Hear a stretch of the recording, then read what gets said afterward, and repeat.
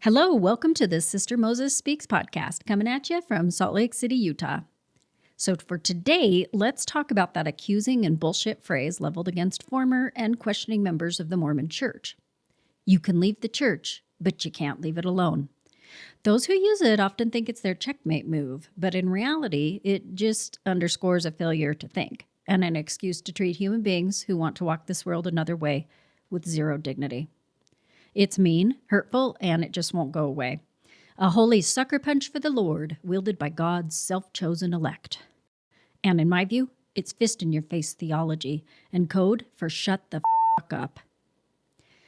I sat down to film this episode, and then I realized I already recorded it 4 years ago. It's an audio version that I tucked away and almost forgot that I had. I was still struggling to find my voice back then, but I found it now. So here's the thing.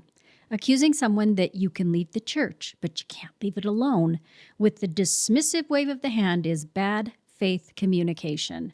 There can be no real discussion, no meeting of the minds, and no respectful disagreement. And I am over it. In this episode, I will explain the covert meaning embedded in this phrase and why it's not on you to answer the charge. So grab a cup, relax, and enjoy the show. So for today, we'll talk about that smug and self-satisfied assertion that I know many of you have heard, is that you can leave the church, but you can't leave it alone. You see it all over the internet, all over Mormondom, and frankly, I'm sick of this shit, and I'm sick of people coming up to me and telling me, oh my, the light has gone out of your eyes, and oh, you can leave the church, but you can't leave it alone. So my goal today is to show you just how stupid this little phrase is, and how illogical it is, and how hurtful it is. First and foremost, the thing to understand about this phrase, you can leave the church, but you can't leave it alone, is it is meant to be a weapon of shame, directed at people who question the Mormon Church and those who have left. So my point is that it's probably true-believing Mormons. You know, it's kind of hard to define, but you kind of know it when you see it. To me, the hallmark is a rigid and inflexible mindset, a very us versus them, good versus evil mentality. It is to those people and to the leadership of the Mormon Church to whom my critique is directed. You know, the thing is that people who leave the Mormon Church, they're paying a dear price for their freedom. Not all, but a lot of them are. You know, your relationships may have crumbled. Maybe you were excommunicated. Maybe you got a divorce. Maybe you even lost a job. You may have been shunned and judged very harshly by people you thought were supposed to be your friends. The loss and sadness and the feelings of betrayal and life upheaval that you experience while leaving is compounded by even more abuse on your way out. You're met with contempt by someone who casually dismisses your life in the church with, well, you can leave the church, but you can't leave it alone. They don't want to see your pain. They don't want to hear about it because it doesn't fit with their narrative. You were easier to deal with when you were a compliant prop in the Mormon salvation story. It's just easier to jump on a catchphrase bandwagon and gaslight a former member into oblivion.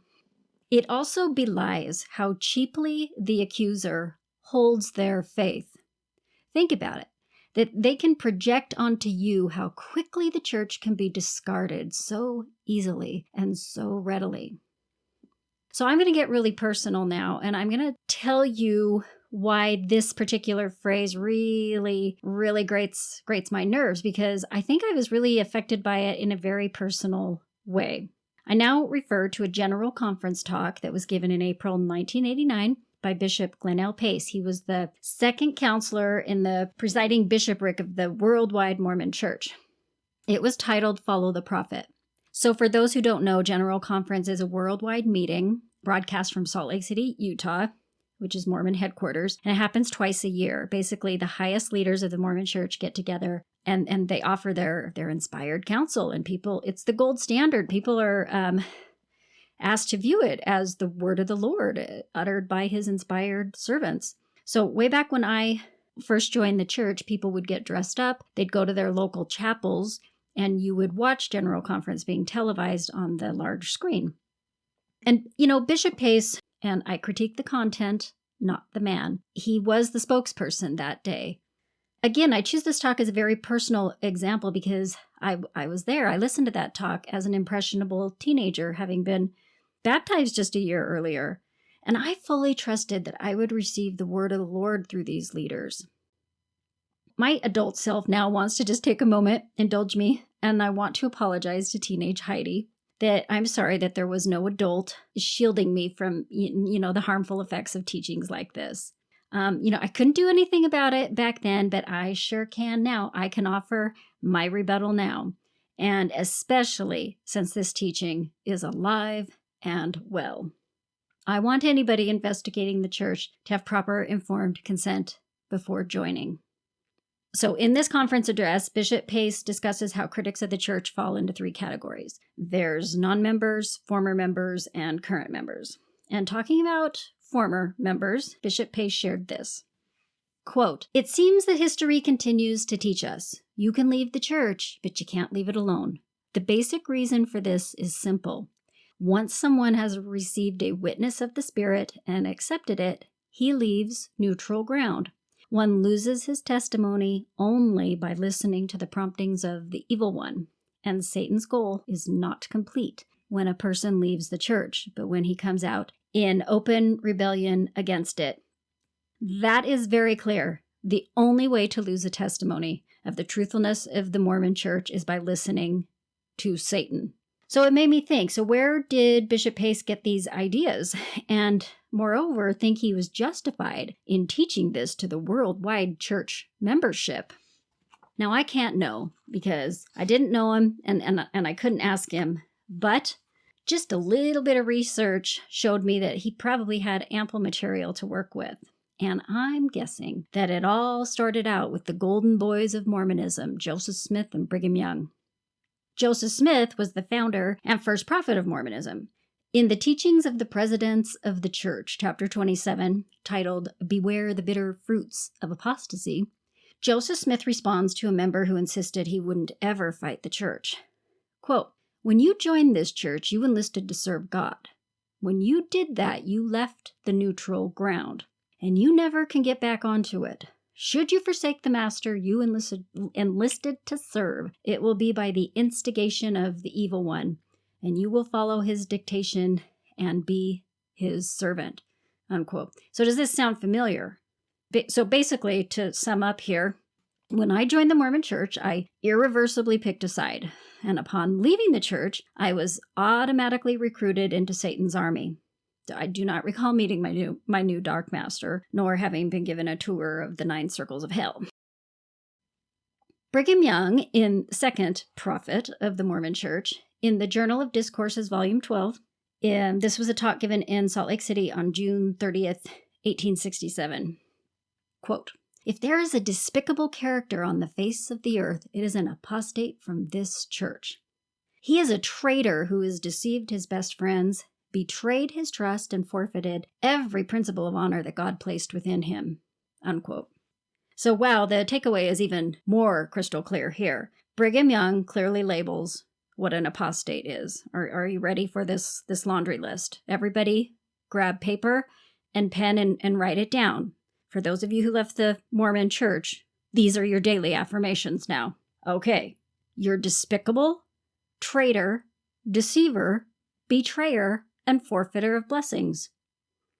All right, let's go forward in time here. What about Apostle Boyd K. Packer? In his address to religious educators at a symposium on the Doctrine and Covenants in Church History, delivered at Brigham Young University on the 22nd of August, 1981.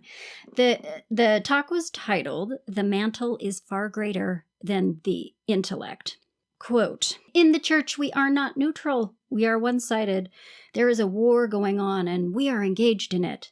It is the war between good and evil, and we are belligerents defending the good." End quote. Packer goes on to assert later in the talk, quote, "Remember, when you see the bitter apostate, you do not see only an absence of light. You see the presence of darkness." End quote.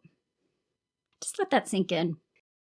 Okay, so bitter apostates are bathing in the flickering light from the flames of hell, opposing members Do not be neutral. This is war. Okay, got it. These are just a few examples. And as you can see, any average member of the Mormon Church finds ample license to label former members as being servants of Satan, soldiers in Satan's army who are opposing faithful members. And of course, this shit isn't new. War imagery is all over the Bible and the Book of Mormon. So more permission there. Nowadays, you'll see what appears to be a more benevolent version of these teachings. The rhetoric is more covert, but in my view, just as harmful. They do refrain from calling former members Lucifer's little minions, and there is often emphatic encouragement to love the doubting soul and to validate their feelings, and it all sounds so nice and so loving. But if you look more closely, you will not see the reasons for the doubt legitimized in any way. Let me say that again. If you look more closely, you will not see the reasons for the doubt legitimized in any way. This is covert gaslighting. This is a deliberate attempt to erase someone's perspective and their experience. And it makes it very easy for those good-hearted, salt-of-the-earth Mormons to think that no harm is being done. So when you are accused of leaving the church and not being able to leave it alone, there are a lot of embedded assumptions in that. And that means that there's unspoken, pre-given truths about the situation. Then let's take a look here.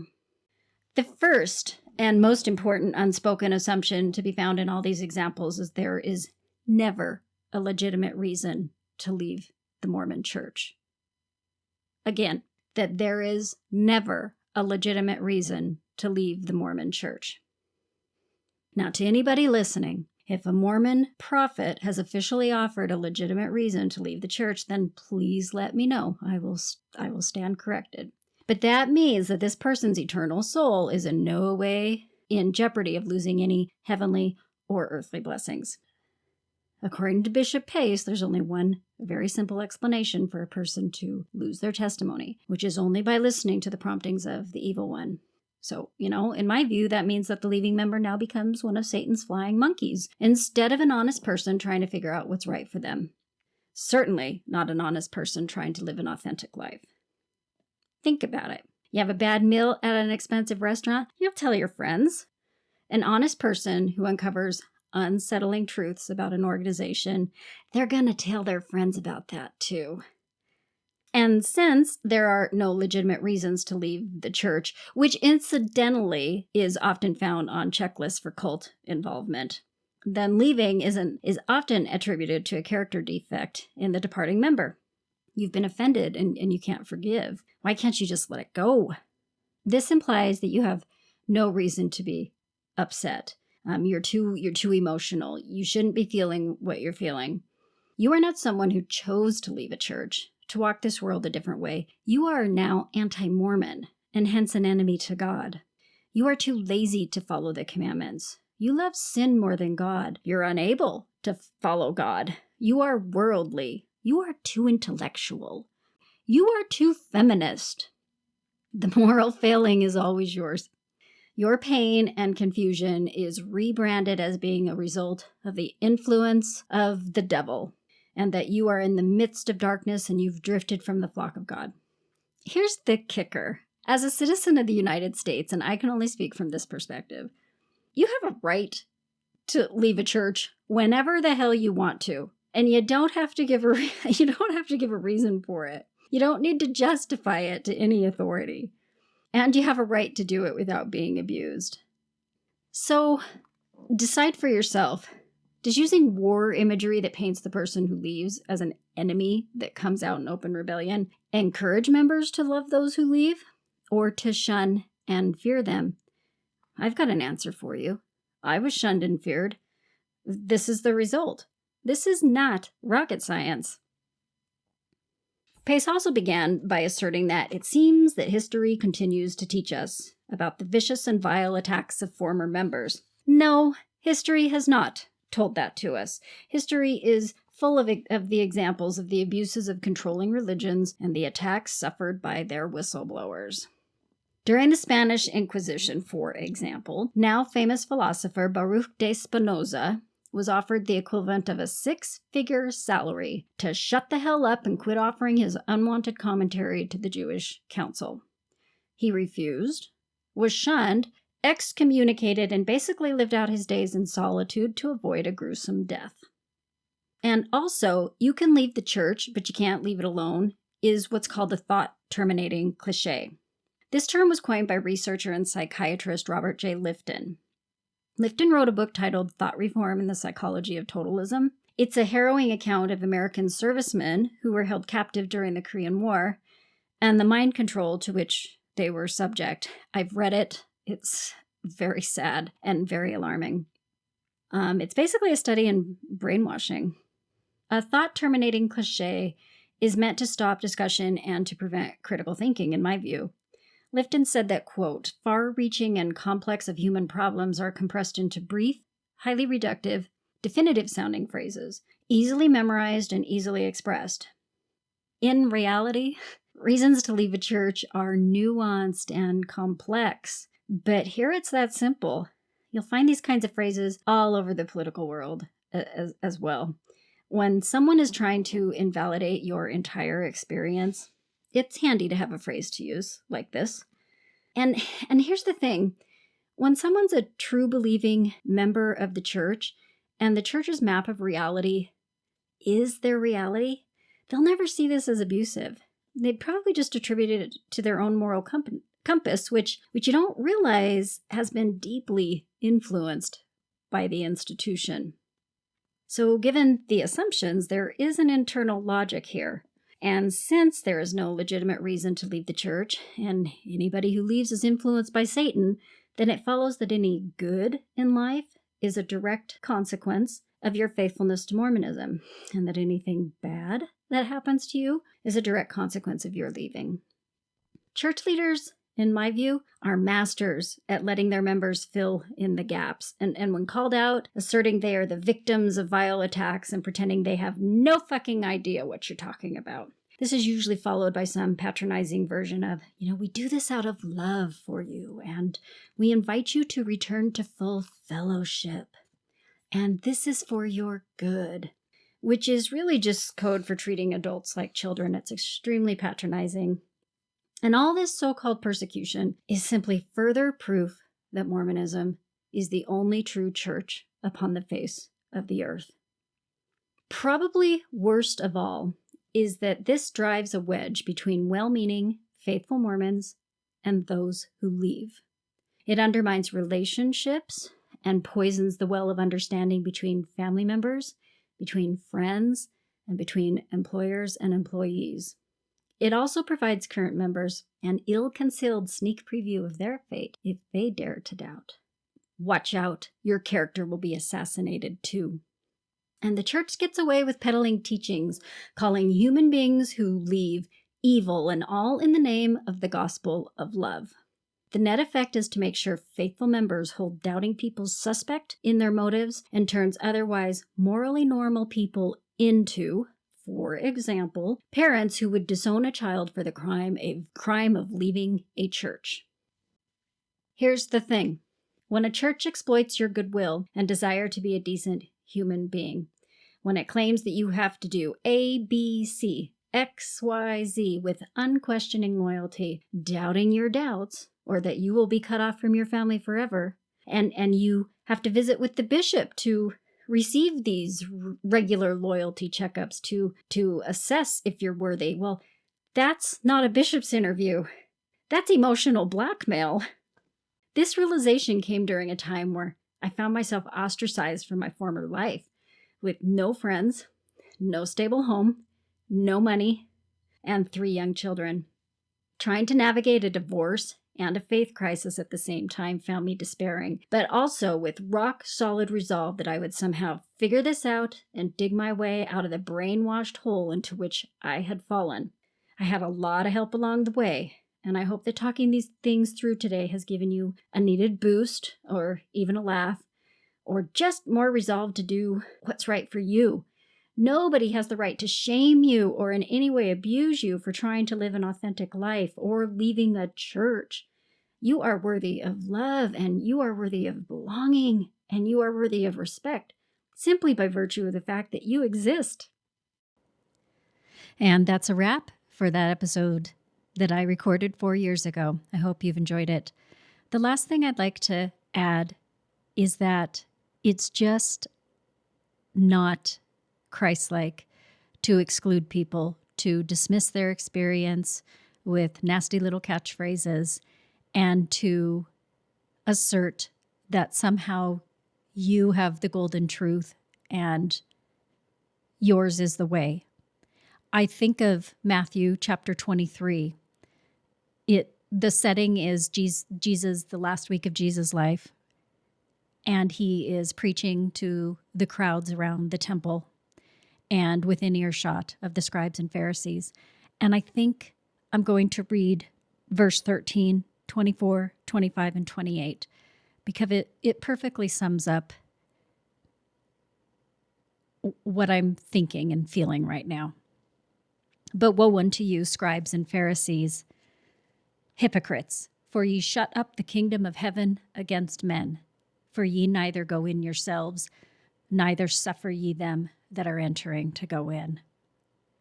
Ye blind guides, which strain at a gnat and swallow a camel. Woe unto you, scribes and Pharisees, hypocrites, for ye make clean the outside of the cup and of the platter, but within they are full of extortion and excess. Even so ye also outwardly appear righteous unto men, but within ye are full of hypocrisy and iniquity.